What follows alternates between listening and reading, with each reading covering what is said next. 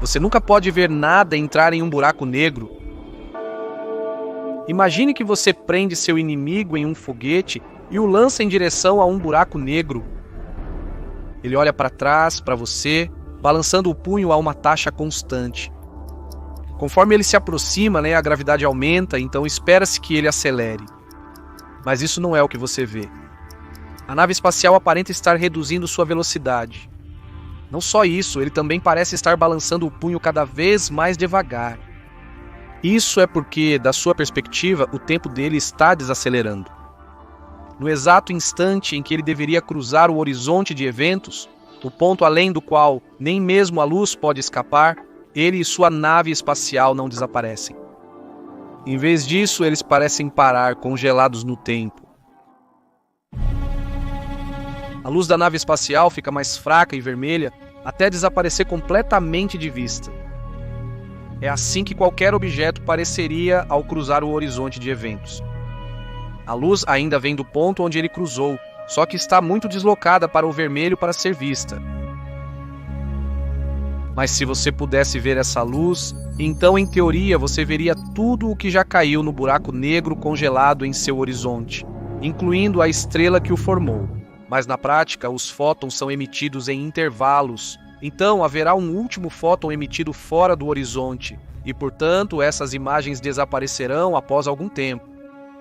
Este é apenas um dos estranhos resultados que surgem da teoria geral da relatividade, nossa atual melhor teoria da gravidade. A primeira solução das equações de Einstein previu não apenas buracos negros, mas também o oposto deles, os buracos brancos. Também implicava na existência de universos paralelos e possivelmente uma forma de viajar entre eles. Este é um vídeo sobre a ciência real de buracos negros, buracos brancos e buracos de minhoca. A teoria geral da relatividade surgiu, em parte, devido a uma falha fundamental na gravidade newtoniana. Nos anos 1600, Isaac Newton contemplou como uma maçã cai no chão, como a Lua orbita a Terra e a Terra orbita o Sol, e concluiu que todo objeto com massa deve atrair todos os outros. Mas Newton estava incomodado com sua própria teoria.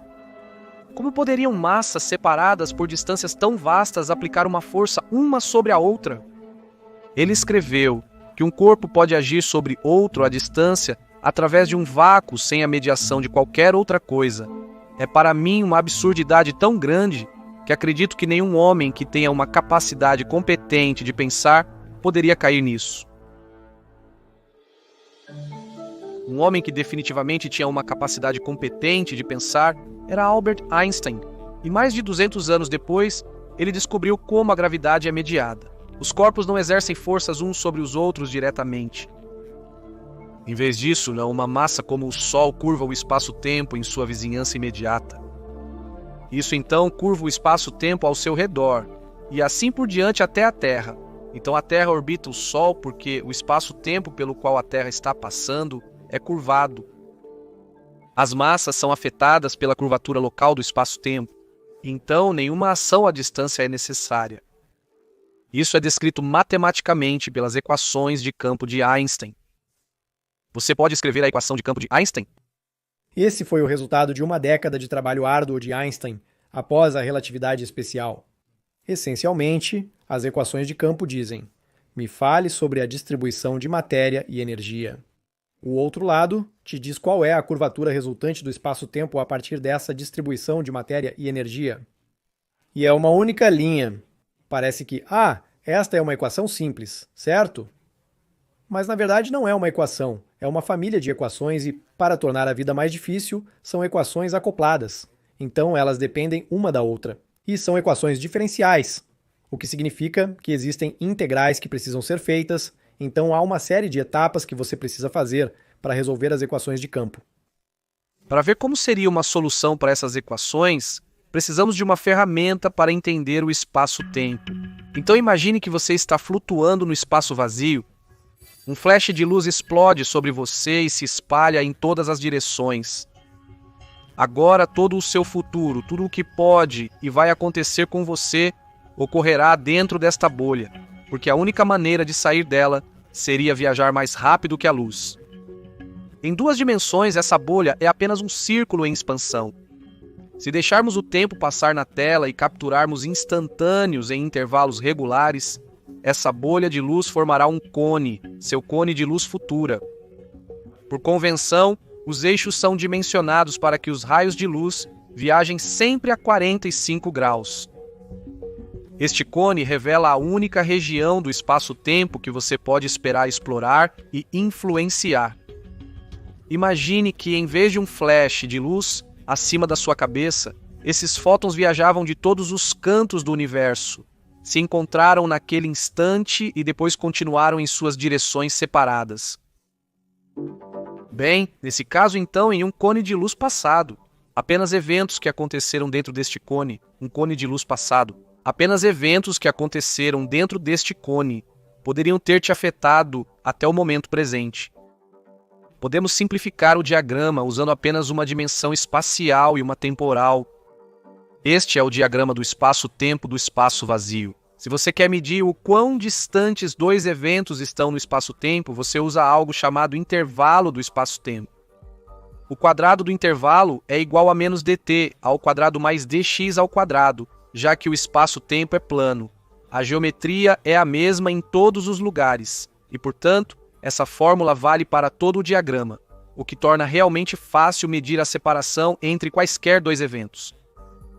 Ao redor de uma massa, o espaço-tempo é curvado, portanto é necessário modificar a equação para considerar a geometria. É assim que são as soluções para as equações de Einstein.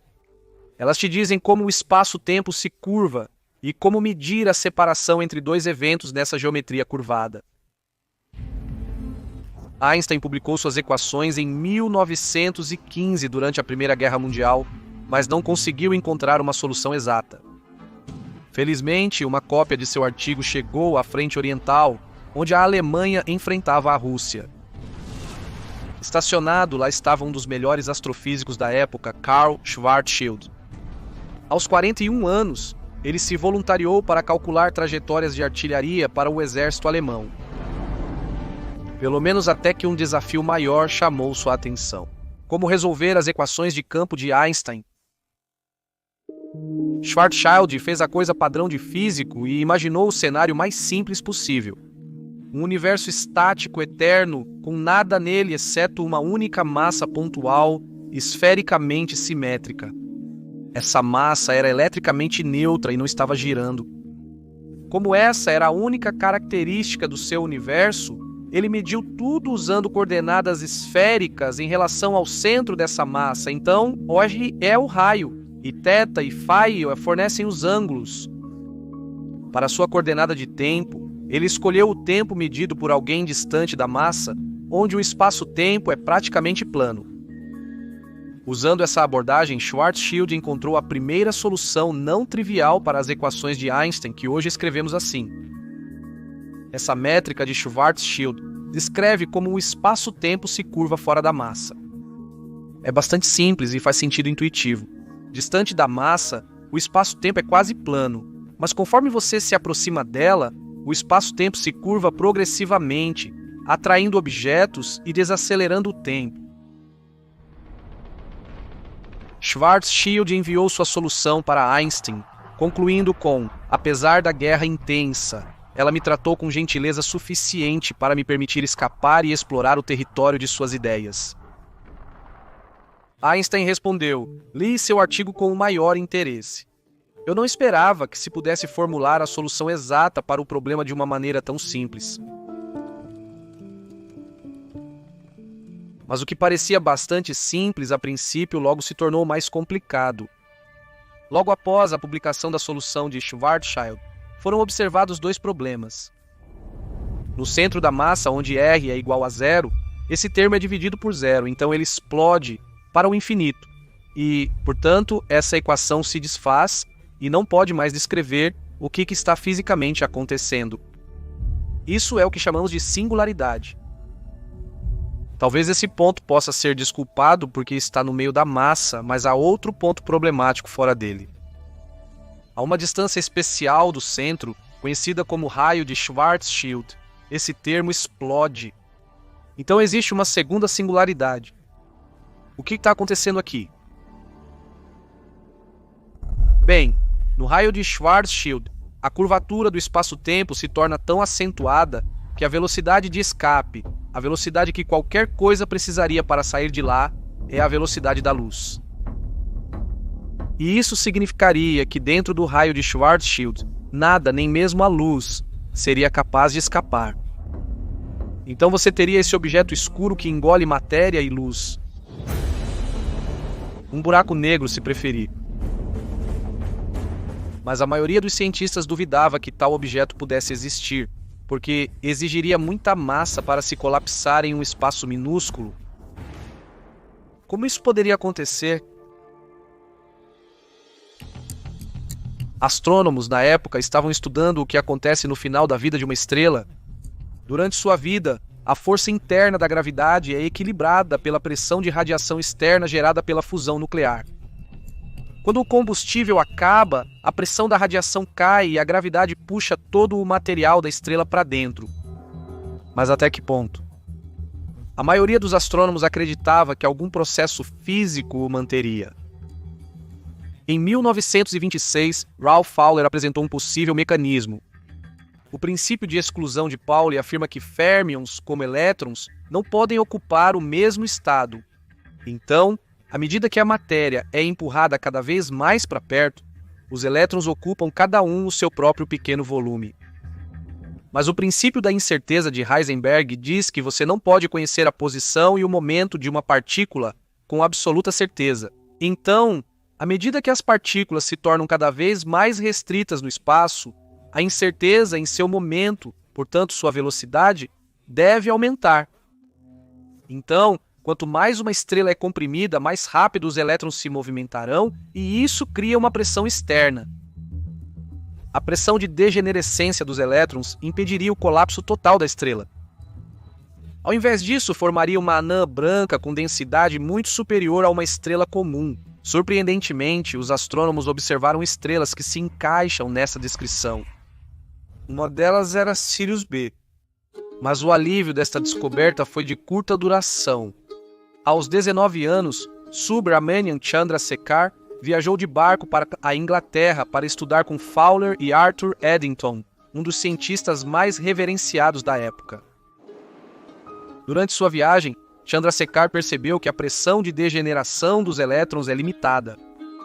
Os elétrons podem se mover cada vez mais rápido, mas apenas até a velocidade da luz. Isso significa que esse efeito só pode suportar estrelas até uma certa massa, o limite de Chandrasekhar. Chandrasekhar acreditava que nem mesmo a pressão de degenerescência dos elétrons impediria o colapso de uma estrela. Mas Eddington não ficou impressionado. Ele criticou publicamente Chandrasekhar, dizendo que deveria haver uma lei da natureza para impedir que uma estrela se comportasse de modo tão absurdo. E de fato, os cientistas descobriram uma maneira de estrelas mais pesadas que o limite de Chandrasekhar se sustentarem. Quando uma estrela colapsa além de uma anã branca, elétrons e prótons se fundem para formar neutrinos e nêutrons. Esses nêutrons também são férmions, mas com quase 2.000 vezes a massa de um elétron, sua pressão de degeneração é ainda mais forte. É isso que sustenta as estrelas de nêutrons. Havia essa convicção entre os cientistas de que, mesmo que não conhecêssemos o mecanismo, algo impediria uma estrela de colapsar em um único ponto e formar um buraco negro. Porque os buracos negros pareciam absurdos demais para serem reais. O grande golpe nessa crença veio no final dos anos 30, quando Albert Oppenheimer e George Volkoff descobriram que as estrelas de nêutrons também têm uma massa máxima. Pouco depois, Oppenheimer e Hartland Snyder mostraram que para as estrelas mais pesadas, não há nada que as salve quando seu combustível se esgota. Eles escreveram: essa contração continuará indefinidamente. Mas Einstein ainda não acreditava nisso. Oppenheimer estava dizendo que as estrelas podem colapsar indefinidamente, mas quando Einstein olhou para a matemática, ele descobriu que o tempo congela no horizonte. Então parecia que nada poderia jamais entrar. O que sugeriu que ou há algo que não entendemos, ou que os buracos negros não podem existir. Para um observador externo, você nunca poderia ver nada entrar. Para um observador externo, você nunca poderia ver nada entrar. Mas se você estivesse viajando através do horizonte de eventos, você não notaria nada de incomum e passaria direto por ele sem nem mesmo saber. Então, como isso é possível? Precisamos de um diagrama espaço-tempo de um buraco negro. À esquerda está a singularidade onde R igual 0. A linha pontilhada onde R é igual a 2 metros é o horizonte de eventos. Como o buraco negro não se move, essas linhas sobem diretamente no tempo. Agora vamos ver como os raios de luz entrantes e saídas viajam nesta geometria curvada. Quando você está muito longe, os cones de luz futuros estão nos habituais 45 graus. Conforme você se aproxima do horizonte, os cones de luz se estreitam cada vez mais. Até que bem na linha do horizonte eles são tão estreitos que apontam diretamente para cima. E dentro do horizonte, os cones de luz inclinam-se para a esquerda.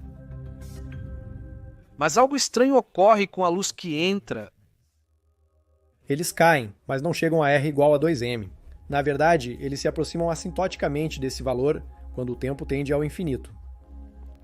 Mas eles não terminam no infinito. Matematicamente, eles estão conectados e voltam, e estão se movendo nessa direção. E isso incomodou muitas pessoas. Incomodou pessoas como Einstein, porque ele olhou para essas equações e pensou: bem, se nada pode cruzar esse tipo de fronteira, então como poderiam existir buracos negros? Como os buracos negros poderiam sequer se formar? O que está acontecendo aqui? Bem, o que é importante reconhecer é que este diagrama é uma projeção. É essencialmente um mapa em 2 dimensões do espaço-tempo quadridimensional curvo. É como projetar a Terra em 3 dimensões em um mapa de 2 dimensões. Fazer isso sempre gera distorções. Não há uma forma perfeita de mapear a Terra em 2 dimensões, mas diferentes mapas podem ser úteis para fins distintos. Se você deseja preservar ângulos e formas, como ao navegar pelo oceano e precisar encontrar sua direção, pode utilizar a projeção de Mercator. Essa é a que o Google Maps usa. Uma desvantagem é que ela distorce os tamanhos. África e Groenlândia parecem ter o mesmo tamanho, mas a África é na verdade cerca de 14 vezes maior.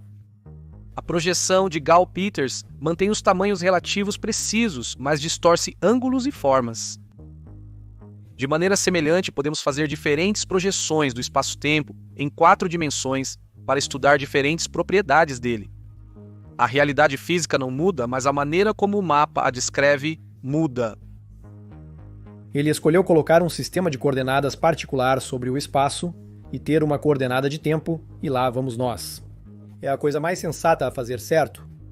Ao fazer uma substituição de coordenadas, escolhendo um sistema diferente, as pessoas notaram que a singularidade no horizonte de eventos some. Ele desaparece, o problema some, e as coisas podem realmente entrar no buraco negro. O que isso nos diz é que não há uma singularidade física real no horizonte de eventos. Isso apenas resultou de uma má escolha de sistema de coordenadas. Outra maneira de visualizar o que está acontecendo é descrevendo o espaço como um fluxo em direção ao buraco negro, como uma cachoeira. Conforme você se aproxima, o espaço começa a fluir mais rapidamente. Fótons emitidos pela nave espacial têm que nadar contra esse fluxo, e isso se torna cada vez mais difícil quanto mais você se aproxima. Fótons emitidos logo fora do horizonte mal conseguem sair, mas demora cada vez mais. No horizonte, o espaço cai tão rápido quanto os fótons estão nadando. Então, se o horizonte tivesse uma largura finita, os fótons ficariam presos aqui, fótons de tudo que já caiu. Mas o horizonte é infinitamente fino, então na realidade, os fótons ou eventualmente escapam ou caem. Dentro do horizonte, o espaço cai mais rápido do que a velocidade da luz, e então tudo cai na singularidade. Então Oppenheimer estava certo. Alguém fora de um buraco negro nunca pode ver nada entrar, porque os últimos fótons que eles podem ver serão sempre de logo fora do horizonte. Mas se você mesmo for, você cairá direto através do horizonte de eventos e para dentro da singularidade. Agora, você pode estender o modelo de cascata para cobrir todas as 3 dimensões espaciais, e isso lhe dá uma simulação real do espaço fluindo para um buraco negro estático, feita pelo meu amigo Alessandro do Science Click. Mais tarde, usaremos esse modelo para ver como é cair em um buraco negro rotativo. Se você pegar este mapa e transformá-lo para que os raios de luz entrantes e saídas viajem todos a 45 graus, como estamos acostumados, então algo fascinante acontece. A singularidade do buraco negro à esquerda se transforma em uma linha curva no topo. E como o futuro sempre aponta para cima neste mapa, ele nos diz que a singularidade não é realmente um lugar no espaço, mas sim um momento no tempo. O último momento no tempo para qualquer coisa que entre em um buraco negro. O mapa que criamos é um diagrama de Kruskal's-Eckers, mas representa apenas uma parte do universo, a parte dentro dos buracos negros do horizonte de Hunt e a região mais próxima a ele. Mas o que podemos fazer é contrair todo o universo, o passado infinito, a distância infinita e o futuro infinito, e transformá-lo em um único mapa. É como usar a melhor lente-olho de peixe do universo. Isso nos dá este diagrama de Enru. Os raios de luz sempre vão a 45 graus, então o futuro sempre aponta para cima. O passado infinito está na parte inferior do diagrama. O futuro infinito no topo e os lados à direita estão infinitamente distantes. A singularidade do buraco negro agora é uma linha reta no topo, um momento final no tempo. Essas linhas estão todas à mesma distância do buraco negro, então a singularidade está em R igual a 0, o horizonte está em R igual a 2m, esta linha está em R igual a 4m, e isto está infinitamente distante. Todas essas linhas estão no mesmo tempo. O ótimo deste mapa é que é muito fácil ver para onde você ainda pode ir, e o que poderia ter te afetado. Quando você está aqui, tem muita liberdade. Você pode entrar no buraco negro ou voar para o infinito, e você pode ver e receber informações desta área. Mas se você ultrapassar o horizonte, seu único futuro possível é encontrar a singularidade. No entanto, você ainda pode ver e receber informações do universo. Não é possível devolver nenhuma. Agora, imagine-se neste ponto do mapa. Isso é no horizonte de eventos, e agora todo o seu futuro está dentro do buraco negro. Mas qual é o passado deste momento? Bem, você pode desenhar o cone de luz do passado e ele revela essa nova região. Se você está dentro desta região, pode enviar sinais para o universo. Mas não importa onde você esteja no universo, nada pode entrar nesta região, porque nunca estará dentro do seu cone de luz. Então as coisas podem sair, mas nunca entrar. Isso é o oposto de um buraco negro, um buraco branco. Qual é a cor de um buraco branco? Quer dizer, vai ser o... Não vai ter uma cor, certo? Vai ser o que quer que esteja sendo cuspido dele. Depende do que está lá dentro e é jogado fora. Isso é o que você vai ver. Se houver luz e massa lá dentro, tudo será ejetado. Então, a imagem de um buraco branco é a imagem inversa no tempo de um buraco negro. Em vez de coisas caírem, coisas são expelidas para fora. E enquanto um buraco negro tem uma membrana, o horizonte de Schwarzschild, que uma vez que você cruza, não pode voltar. O buraco branco tem o oposto. Se você está dentro do horizonte de eventos, você tem que ser ejetado. Então ele te expulsa, certo? A relatividade não indica a direção do fluxo do tempo. Não há nada lá que diga que isso é o futuro e isso é o passado. Quando você está fazendo seus cálculos e trabalhando no comportamento dos objetos, você faz uma escolha sobre qual direção é o futuro. Matematicamente, você poderia ter optado pelo outro caminho, não é? Você poderia ter revertido a direção do tempo. Na relatividade, qualquer solução matemática pode ser invertida para obter uma solução de tempo reverso, que também é uma solução válida para as equações. Até agora, mostramos objetos sendo ejetados para a direita, mas eles também poderiam ser ejetados para a esquerda. Então, o que tem lá? Esta linha não está no infinito, então deve haver algo além dela. Se lançarmos coisas nesta direção, você descobre que elas entram em um universo completamente novo, paralelo ao nosso. Podemos cair neste buraco negro, e alguém neste universo aqui poderia cair neste buraco negro em seu universo, e nos encontraríamos no mesmo buraco negro. A única desvantagem é que ambos acabaríamos em breve na singularidade. Acho que estou apenas tentando entender onde esse universo aparece na parte matemática da solução. Você pode apontar para a parte da equação e dizer que esse é o nosso universo. E os termos aqui são o outro universo. Entende o que quero dizer? São coordenadas, correto? Imagine alguém, certo, que criou um sistema de coordenadas para a Terra, mas apenas para o hemisfério norte. E você olhou para esse sistema de coordenadas, certo? E você olhou para ele e ele disse: eu consigo ver, o sistema de coordenadas parece bom. Mas matematicamente, as latitudes podem ser negativas, certo? Você só tem latitudes positivas na sua solução? E quanto às negativas, eles te informaram sobre elas? Sem hemisfério sul, certo? E você tem que ir, bem, a matemática diz que você pode ter latitudes negativas. Talvez devêssemos olhar além do Equador para verificar se há algo lá.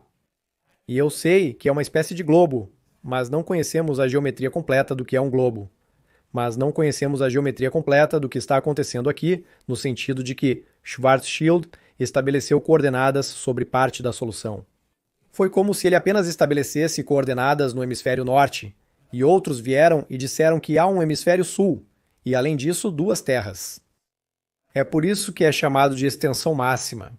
É como se eu tivesse essa estrutura matemática. Então, qual é a extensão das coordenadas que eu posso considerar? E com o buraco negro de Schwarzschild, você obtém um segundo universo, que tem seu próprio conjunto independente das coordenadas que é do nosso universo. Destaco que esta é a solução mais simples para as equações de campo de Einstein, contendo um buraco negro, buraco branco e dois universos. É isso que você obtém quando leva este mapa aos seus limites, de modo que cada borda termina em uma singularidade ou infinito. Na verdade, há outra pequena característica aqui, o pequeno ponto onde eles se cruzam. Isso é uma ponte de Einstein-Rosen. Para vê-lo, precisamos mudar as coordenadas. Agora, essa linha está em constante tempo de Kruskal, e ela conecta o espaço de ambos os universos. Você pode ver como é o espaço-tempo seguindo essa linha da direita para a esquerda. Longe do horizonte de eventos, o espaço-tempo é quase plano, mas perto dele, o espaço-tempo se curva drasticamente. Neste cruzamento, você está no horizonte de eventos, e se você for além dele, acaba no universo paralelo. Isso te dá um buraco de minhoca que se parece com isso. Então, isso é hipoteticamente como poderíamos usar um buraco negro para viajar de um universo para outro. Hipoteticamente, porque esses buracos de minhoca não são realmente estáveis no tempo. É como uma ponte, que ora é longa, ora é curta, e depois volta a ser longa novamente. Se você tentar atravessar essa ponte, em algum momento ela será muito curta, certo? E você diz, deixe-me apenas atravessar essa ponte, mas à medida que você começa a atravessar a ponte e começa a correr, sua velocidade é finita, certo? A velocidade da luz, aproximadamente, e então a ponte começa a se esticar e você nunca sai do outro lado. Este estrangulamento sempre acontece rápido demais para qualquer coisa passar. Você também pode ver isso se olhar para o diagrama de Penrose, porque quando você está dentro de um universo, não há um cone de luz que possa levá-lo ao outro universo. A única forma de fazer isso seria viajar mais rápido que a luz. Mas pode haver outra maneira. A solução de Schwarzschild descreve um buraco negro que não gira. Porém, como todas as estrelas giram e o momento angular deve ser conservado, todos os buracos negros também devem girar. Schwarzschild encontrou sua solução rapidamente após Einstein publicar suas equações, porém resolver para uma massa giratória mostrou-se muito mais difícil. Mesmo após uma década da solução de Schwarzschild, físicos ainda não conseguiram resolvê-la. 10 anos se tornaram 20 e então 40. E então, em 1963, Roy Kerr encontrou a solução para as equações de Einstein para um buraco negro giratório, que é muito mais complicado do que a solução de Schwarzschild. E isso traz mudanças dramáticas. A primeira é que a estrutura é completamente diferente. O buraco negro agora consiste em várias camadas. Também não é mais esfericamente simétrico. Isso acontece porque a rotação faz com que ele se expanda ao redor do equador. Então, ele é apenas simétrico em relação ao seu eixo de rotação. Alessandro do Science Click simulou os eventos ao redor deste buraco negro em rotação. O espaço é arrastado junto com o buraco negro, levando você e as partículas junto com ele. Quando você se aproxima, o espaço é arrastado cada vez mais rápido, até que gira mais rápido do que a velocidade da luz. Você agora entrou na primeira nova região, a ergosfera. Não importa o quão forte você acione seus foguetes aqui, é impossível permanecer imóvel em relação às estrelas distantes. Mas porque o espaço não flui diretamente para dentro, você ainda pode escapar do buraco negro. Quando você viaja mais para dentro, passa pela próxima camada, o horizonte externo, o ponto sem retorno. Aqui você só pode ir para dentro. Mas à medida que você é arrastado cada vez mais para dentro, algo louco acontece. Você entra em outra região, uma onde você pode se mover livremente novamente. Então você não está condenado à singularidade. Agora você está dentro do horizonte de eventos interno. Aqui você pode realmente ver a singularidade. Em um buraco negro normal, é um ponto. Mas em um buraco negro rotativo, ele realmente se expande para ser um anel. E coisas estranhas acontecem com o espaço-tempo dentro do centro de um buraco negro rotativo. Mas acredita-se que você pode realmente voar através da singularidade. Precisamos de um diagrama de Penrose, de um buraco negro giratório, onde antes a singularidade era uma linha horizontal no topo. Aqui, a singularidade se eleva e se move para os lados, revelando essa nova região dentro do horizonte interno. Aqui, podemos nos mover livremente e evitar a singularidade. Mas essas bordas não estão no infinito ou em uma singularidade, então deve haver algo além delas. Bem, quando você se aventura mais adiante, pode se encontrar em um buraco branco que te empurraria para um outro universo completamente diferente. Você pode ter essas imagens, onde você está em um universo, cai em um buraco negro rotativo, voa através da singularidade e surge em um novo universo a partir de um buraco branco, e então você pode apenas continuar jogando esse jogo, estendendo esse diagrama infinitamente longe. Mas ainda há uma coisa que não fizemos: enfrentar a singularidade. Então você mira direto para o centro do anel e segue em direção a ele. Mas em vez de o tempo acabar, agora você se encontra em outro universo. Um universo estranho, onde a gravidade empurra em vez de puxar. Isso é conhecido como um antiverso. Se isso for muito estranho, você sempre pode pular de volta pela singularidade e voltar a um universo com gravidade normal. E eu sei que isso é basicamente ficção científica, certo? Mas se você levar as soluções da relatividade, sabe, essencialmente ao pé da letra, e adicionar um pouco, que é o que Penrose faz aqui, diz: olha, essas formas são muito semelhantes. Eu posso simplesmente juntar isso. Então essa é a conclusão que você obtém. Agora temos efetivamente um número infinito de universos, todos conectados com buracos negros, buracos brancos, todo o caminho, e lá vamos nós para explorar. Mas será preciso muita coragem para alguém ser o primeiro a saltar em um buraco negro rotativo e verificar se isso está correto. Eu não me inscreveria para isso. Então, essas soluções de Schwarzschild e Kerr maximamente estendidas poderiam realmente existir na natureza? Existem alguns problemas.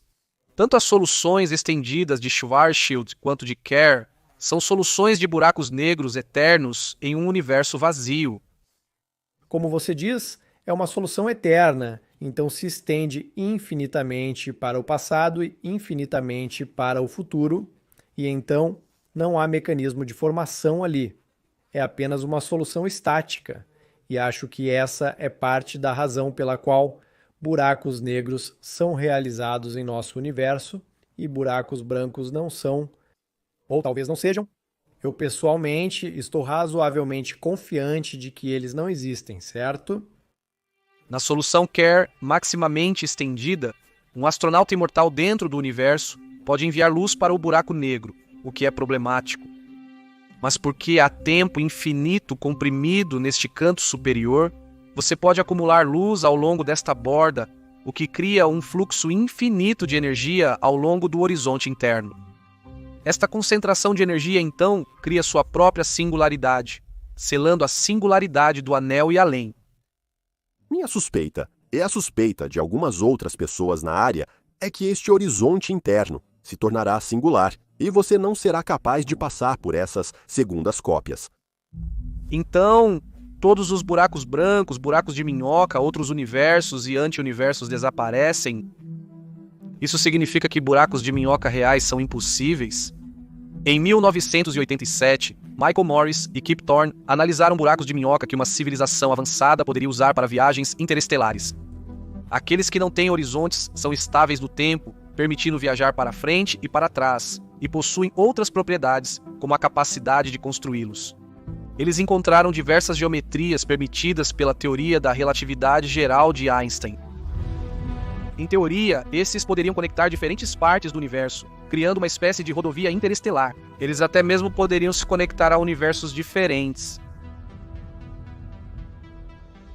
O único problema é que todas essas geometrias requerem um tipo exótico de matéria com uma densidade de energia negativa para impedir que o buraco de minhoca colapse. Esse tipo exótico de matéria é contra as leis da física, então eu tenho o preconceito de que ela não existirá. Me incomoda que digamos que os buracos de minhoca da ficção científica são matematicamente possíveis. É possível matematicamente que exista alguma geometria, mas a teoria de Einstein vai além de geometrias. Geometrias e equações de campo. Se você usar as propriedades reais da matéria, elas não são possíveis. Então, eu sinto que o motivo de elas não serem possíveis é muito forte. De acordo com o nosso melhor entendimento atual, parece provável que buracos brancos, buracos de minhoca, transponíveis e universos paralelos não existam. Mas também pensávamos que buracos negros não existiam, então talvez sejamos surpreendidos de novo. Quer dizer, temos um universo, certo? Bom, por que não podemos ter dois?